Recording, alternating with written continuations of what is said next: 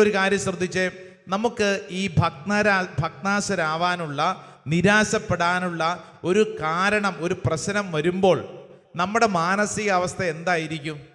നമുക്ക് പ്രാർത്ഥിക്കാൻ തോന്നണമെന്നില്ല. നമുക്കെപ്പോഴും ഭയങ്കര ഇറിറ്റേഷൻ ഫീൽ ചെയ്യും, ഭയങ്കരമായ അസ്വസ്ഥതകൾ ഉണ്ടാകും. നമ്മളെ വിഷമിപ്പിക്കുന്നവരെ നമുക്ക് അങ്ങോട്ട് വിഷമിപ്പിക്കാൻ തോന്നും. ഇതെല്ലാം മാനുഷികമായ ചില വാസനകളാണ്.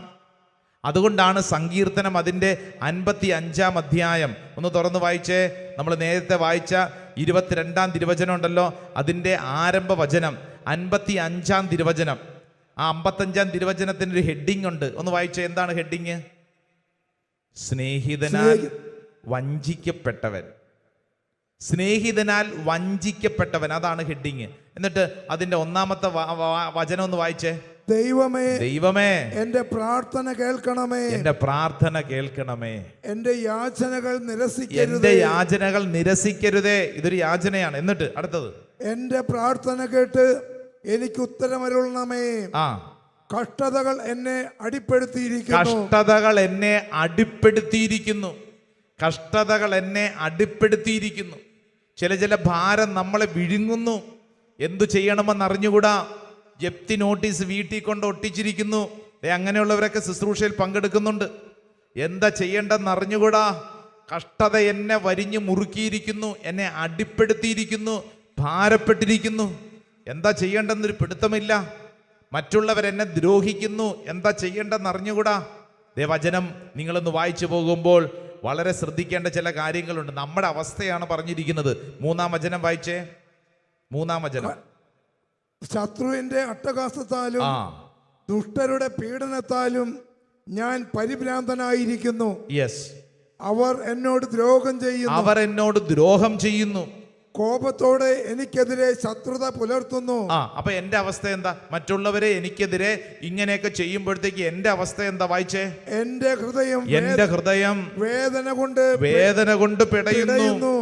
മരണഭീതി എന്റെ മേൽ നിബന്ധിച്ചിരിക്കുന്നു. കണ്ടോ, എന്റെ ഹൃദയത്തിന്റെ അവസ്ഥ എന്താ? എന്റെ ഹൃദയം വേദന കൊണ്ട് പിടയുന്നു, വേദന കൊണ്ട് പിടയുന്നു. മരണഭീതി എന്നെ അലട്ടുന്നു. ഞാൻ നേരത്തെ സൂചിപ്പിച്ച സഹോദരിയുടെ അവസ്ഥ എന്താ? ഉറക്കം കിട്ടുന്നില്ലച്ചാ, എന്ത് ചെയ്യണമെന്ന് അറിഞ്ഞുകൂടാ. എൻ്റെ ഉള്ളിൽ വല്ലാത്ത ഭയം, വല്ലാത്ത അസ്വസ്ഥത, ഒറ്റപ്പെട്ട അവസ്ഥ. ആര് സഹായിക്കും? വല്ലാതെ വിഷമം. സങ്കീർത്തകനായ ദാവീദ് വർഷങ്ങൾക്ക് മുമ്പ് എൻ്റെ ജീവിതം നിന്റെ ജീവിതത്തെ കണ്ടിട്ട് കൃത്യമായി എഴുതി വച്ചിരിക്കുന്ന ചില വചനങ്ങളാണത്. അടുത്ത വചനം ഒന്ന് വായിച്ചേ. 5-ാം വചനം. ഭയവും വിറയലും എന്നെ പിടികൂടിയിരിക്കുന്നു. പരിഭ്രാന്തി എന്നെ ഗ്രസിച്ചിരിക്കുന്നു. എന്നിട്ട് അടുത്ത വചനം നോക്കിയേ.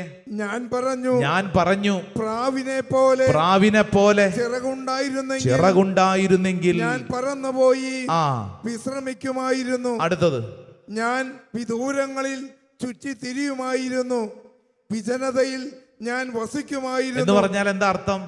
ദൈവമേ, ഇവിടുന്ന് എങ്ങോട്ടെങ്കിലും ഒന്ന് ഓടിപ്പോയാൽ മതി. ഈ പ്രശ്നത്തിൽ നിന്ന് എങ്ങോട്ടെങ്കിലും ഒന്ന് രക്ഷപ്പെട്ടാൽ മതി. ഇതെന്നെ നശിപ്പിക്കുന്നു, ഈ പ്രശ്നം എന്നെ വലയ്ക്കുന്നു, ഞാൻ ഭാരപ്പെടുന്നു. ഇത് കാരണം എനിക്ക് സ്വസ്ഥതയില്ല. ഇവിടുന്ന് എങ്ങോട്ടെങ്കിലും ഒളിച്ചോടിപ്പോയാൽ മതി, പുറപ്പെട്ടു പോയാൽ മതി. അല്ലേ? നമുക്ക് പലപ്പോഴും ഒളിച്ചോടാനുള്ള പ്രവണത എപ്പോഴാണ് വരുന്നത്? ആയിരിക്കുന്ന അവസ്ഥയിൽ സ്വസ്ഥത കിട്ടുന്നില്ല. ഇവിടുന്ന് എങ്ങോട്ടെങ്കിലുമൊക്കെ ഒളിച്ചോടി പോയേക്കണം, ഇവിടുന്ന് എങ്ങനെയെങ്കിലുമൊക്കെ രക്ഷപ്പെട്ടു പോകണം. തലയ്ക്കകത്തോട്ട് ഇതങ്ങോട്ട് കയറും, ഒളിച്ചോടി പോവാനുള്ള ചിന്ത. എന്നിട്ട് അടുത്ത വചനം വായിച്ചേ. ചുഴലിക്കാറ്റിൽപ്പെട്ട് ബന്ധപ്പെട്ട് അകന്ന സങ്കേതം തേടുമായിരുന്നു. ഇനി നിങ്ങൾ ശ്രദ്ധിക്കേണ്ട കാര്യം 9-ാമത്തെ വചനം ഒന്ന് വായിച്ചോ. 9-ാമത്തെ വചനം. കർത്താവേ, അവരുടെ ഉദ്യമങ്ങളെ പരാജയപ്പെടുത്തണമേ, അവരുടെ ഭാഷകളെ ഭിന്നിപ്പിക്കണമേ. യെസ്. നഗരത്തിൽ ഞാൻ അക്രമവും കലഹവും കാണുന്നു. യെസ്. രാവും പകലും അവർ അതിന്റെ മതിലുകളിൽ ചുറ്റി നടക്കുന്നു. ഇനി നിങ്ങൾ ശ്രദ്ധിക്കേണ്ട മറ്റൊരു വചനം ദാവീദ് രാജാവ് പഠിപ്പിക്കുന്ന 12-ാം വചനം വായിച്ച. 12-ാം വചനം. ശത്രുവല്ല എന്നെ നിന്ദിക്കുന്നത് ആയിരുന്നെങ്കിൽ ഞാൻ സഹിക്കുമായിരുന്നു. എതിരാളിയല്ല എന്നോട് ധിക്കാരപൂർവം പെരുമാറുന്നത് ആയിരുന്നെങ്കിൽ ഞാൻ അവനിൽ നിന്ന് മറഞ്ഞിരിക്കുമായിരുന്നു. അടുത്ത വചനം ശ്രദ്ധിച്ചോ. എന്നാൽ എന്റെ സഹചരനും ചങ്ങാതിയും ഉറ്റ സ്നേഹിതനുമായിരുന്ന നീ തന്നെയാണ് അത് ചെയ്തത്. കണ്ടോ, ഇത് ദാവീദ് രാജാവ് പറയുകയാണ്, ഇത് ശത്രുവാണ് ചെയ്തിരുന്നെങ്കിൽ കുഴപ്പമില്ലായിരുന്നു. പക്ഷേ ഇതേതാ? ഇത് ഉറ്റ സ്നേഹിതൻ, എന്നോടൊപ്പം ഒരുമിച്ചിരുന്ന് ഭക്ഷണം കഴിക്കുന്നവൻ, എൻ്റെ ആത്മാർത്ഥ സുഹൃത്ത്, അത്രയും കണ്ണടച്ചെനിക്ക് വിശ്വസിക്കാവുന്നവൻ, അത്രയും കണ്ണടച്ചെനിക്ക് വിശ്വസിക്കാവുന്നവൻ. Praise the lord, hallelujah, hallelujah. അത്രയും കണ്ണടച്ച് വിശ്വസിക്കാവുന്ന ഒരു വ്യക്തി നമ്മളെ ഏതെങ്കിലും തരത്തിൽ ചതിച്ചു കഴിഞ്ഞാൽ ക്ഷമിക്കാൻ വലിയ പാടാണ്. അതിങ്ങനെ ഉള്ളിൽ ഇങ്ങനെ കിടന്ന് നീറിപ്പുകയാൻ തുടങ്ങും. Price the lord, hallelujah. അതിങ്ങനെ വല്ലാതെ വല്ലാണ്ട് ഭാരപ്പെടുത്താൻ തുടങ്ങും. നാളുകൾക്ക് മുമ്പ് ഞാൻ പരിചയപ്പെട്ട ഒരു ബിസിനസ്സുകാരൻ, അയാളിപ്പോൾ വലിയൊരു തകർച്ചയിലാണ്. എന്നോട് പറഞ്ഞ, അച്ഛാ, ഇത് ഞങ്ങൾ പാർട്ട്ണർഷിപ്പിൽ തുടങ്ങിയതാണ്. അച്ഛാ, എൻ്റെ കൂടെ ഒരുമിച്ച് പഠിച്ച, എൻ്റെ ഒപ്പം വളർന്ന, എനിക്ക് അത്രമേൽ പരിചയമുള്ള ആളാണ്. ഞാൻ അയാളെ കൊണ്ട് ഇന്ന സ്ഥലത്ത് ചെന്നു. അങ്ങനെ ഞങ്ങൾ ഒരുമിച്ച് അവിടെ ഞങ്ങൾ പാർട്ട്ണർഷിപ്പിൽ ഞങ്ങൾ ഈ ബിസിനസ് ആരംഭിച്ചു. എല്ലാം വളരെ മനോഹരമായിട്ട് സ്നേഹത്തിൽ അങ്ങോട്ട് പോയിക്കൊണ്ടിരിക്കുകയായിരുന്നു അച്ഛാ.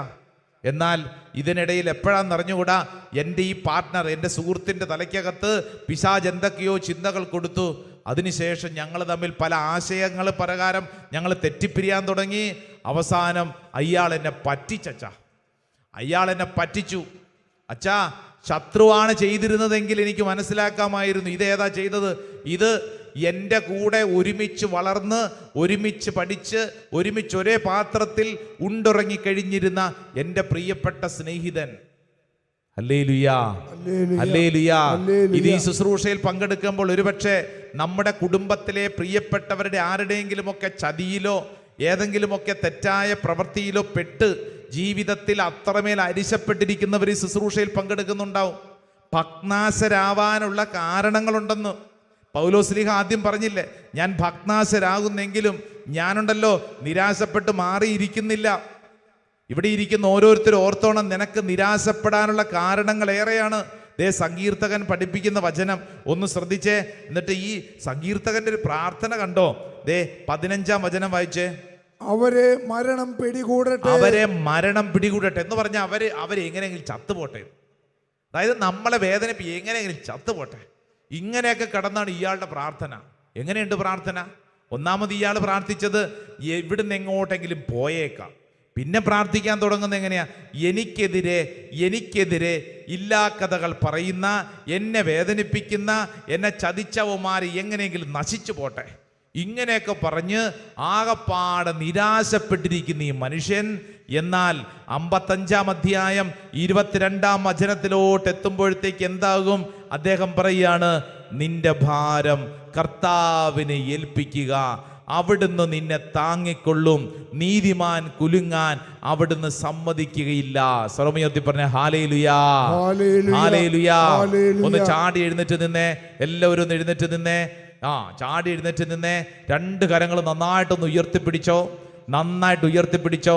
പൗലോസ്ലീഹ പഠിപ്പിച്ച വചനം ഹൃദയത്തിങ്കിലേക്ക് സ്വീകരിക്കണം. കർത്താവേ, ഞങ്ങൾ ഭഗ്നാശരാവുന്നില്ല, ഞങ്ങൾ നിരാശപ്പെടുന്നില്ല. നിരാശപ്പെടാൻ കാരണങ്ങൾ ഏറെയുണ്ട്, പക്ഷെ ഞങ്ങൾ നിരാശപ്പെടുന്നില്ല. കാരണം ഞങ്ങൾ അങ്ങയിലാണ് പ്രതീക്ഷ. ഓ ദൈവമേ, ഞങ്ങൾ അങ്ങയിലാണ് പ്രതീക്ഷ. 2 കരങ്ങൾ ഉയർത്തിപ്പിടിച്ച് ഈ സമയം ഇതാ സങ്കീർത്തകനായ ദാവീദിനോട് ചേർന്ന് വിശ്വസിക്കുക. ഓ ദൈവമേ, എൻ്റെ ജീവിതത്തിൻ്റെ സമസ്ത മേഖലകളിലും അങ്ങയെ ആശ്രയിക്കാൻ, എന്നെക്കുറിച്ച് ശ്രദ്ധയുള്ള ദൈവമേ, അങ്ങയെ ചേർത്ത് പിടിക്കാൻ ഞങ്ങൾ വിശ്വസിക്കുന്നു, ആഗ്രഹിക്കുന്നു.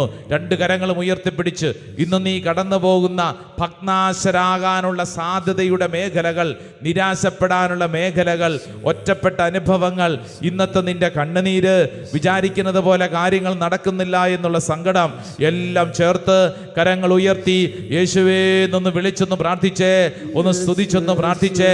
ദൈവത്തിന്റെ ആത്മാവ് അത്ഭുത അത്ഭുതകരമായിട്ട് നിന്നെ നയിക്കട്ടെ. കർത്താവ്, ഞങ്ങൾ വിശ്വസിച്ച് പ്രാർത്ഥിക്കുന്നു. കർത്താവ്, ഞങ്ങൾ വിശ്വസിച്ച് പ്രാർത്ഥിക്കുന്നു. ഞങ്ങൾ ഭഗ്നാശരാവുന്നില്ല. കർത്താവെ, ഞങ്ങൾ ശാരീരികമായി ബാഹ്യമായി ബലഹീനരാകുന്നുണ്ടെങ്കിലും എന്നാൽ അങ്ങയുടെ ശക്തി ഞങ്ങളെ നവീകരിക്കുന്നു.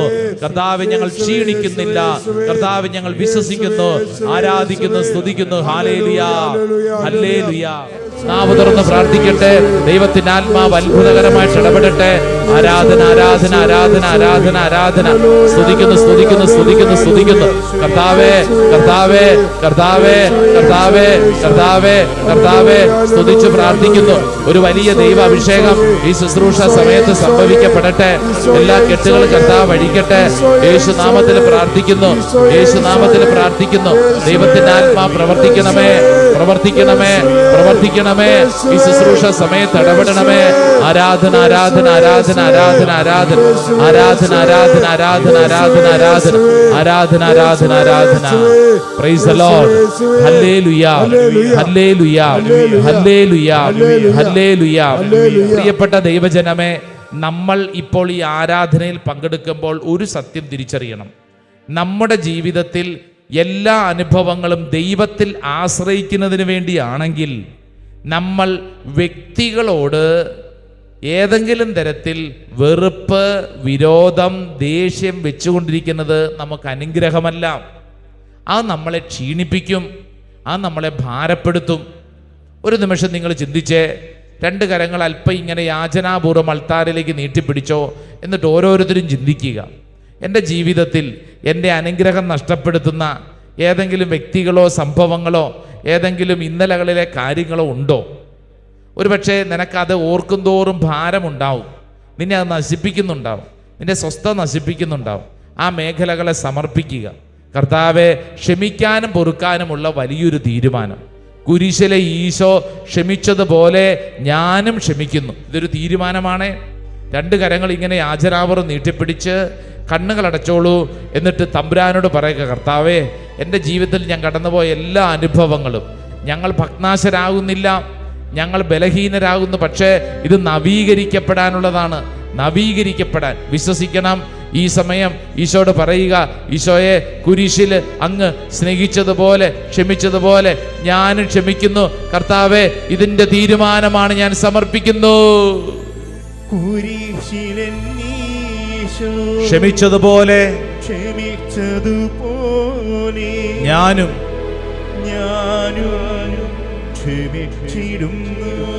എല്ലാവരും ഹൃദയം തുറന്നൊന്ന് പാടിക്കേ, പാടിക്കേ.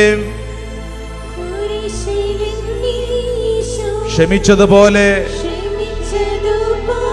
ഞാനും ക്ഷമിക്കുന്നു.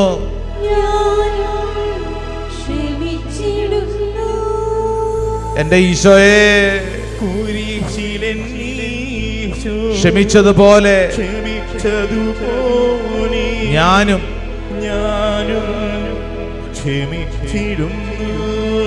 എല്ലാവരും ചേർന്ന് പാടുന്നു.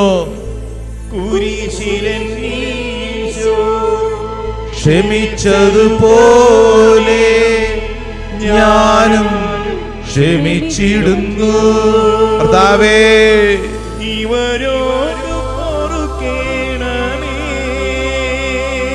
യേശുവേ,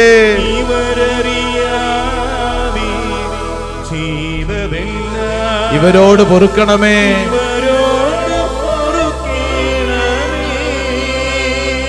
ആമേൻ. ചെയ്തതാണ്.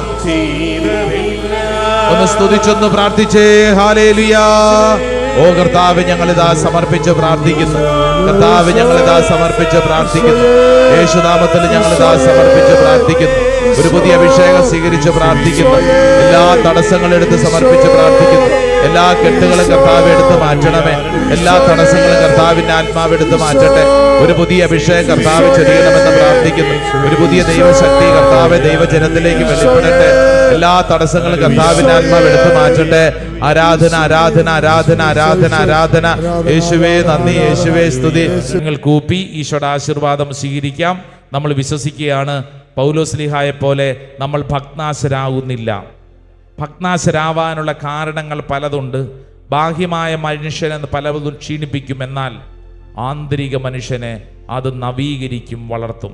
വിശ്വസിച്ച് നമുക്ക് ഈശോയുടെ ആശീർവാദം സ്വീകരിക്കാം. ബാവായിക്കും പുത്രനും പരിശുദ്ധ റൂഹായിക്കും സ്തുതിയായിരിക്കട്ടെ, എപ്പോഴും സ്തുതിയായിരിക്കട്ടെ.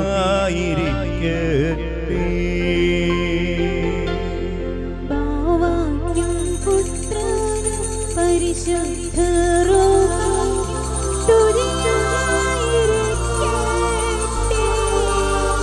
എപ്പോഴും സ്തുതിയായിരിക്കട്ടെ. എപ്പോഴും സ്തുതിയായിരിക്കട്ടെ. പരിശുദ്ധ പരമമാ ദിവ്യകാരുണ്യമേ, എന്നുമെന്നും